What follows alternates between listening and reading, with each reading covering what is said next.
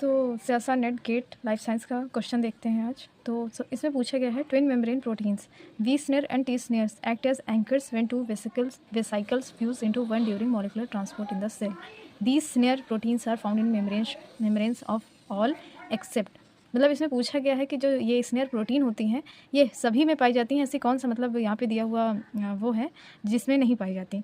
तो पहले तो जान लेते हैं वी स्नेयर और टी स्नेयर क्या होते हैं। तो जब हम मतलब कि ट्रांसपोर्ट पढ़ते हैं सेल का, जैसे ट्रैफिकिंग पढ़ते हैं, प्रोटीन टारगेटिंग पढ़ते हैं, तो वहाँ पर हम देखते हैं जो वी स्नेयर होता है ये वेसाइकल पे प्रेजेंट होता है, और टी स्नेयर, टी का मतलब होता है टारगेट सेल, यानी कि हमारी जो वेसाइकल है वो किस टारगेट से फ्यूज़ होगी। तो वेसाइकल पे वी स्नेयर होते हैं और टारगेट पे टी स्नेयर होते हैं। ये टी स्नेयर वी स्नेयर एक तरह से ये समझ लो एक डोर होती है, जैसे वी स्नेयर टी स्नेयर एक टारगेट सेल पे है और एक ये हमारी वेसाइकल पे। तो ये एक दूसरे को ऐसे पकड़ के मतलब डॉकिंग में हेल्प करते हैं, एक दूसरे से ऐसे बाइंड करके डॉकिंग में हेल्प करते हैं।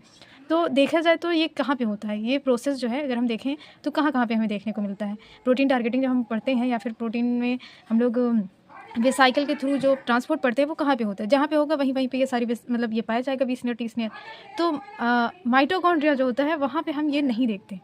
आप लोग याद भी करोगे तो इसमें पोस्ट ट्रांसलेशनल मतलब ट्रांसपोर्ट होता है और इसमें ऐसा कोई फिनोमिना नहीं होता ऐसा।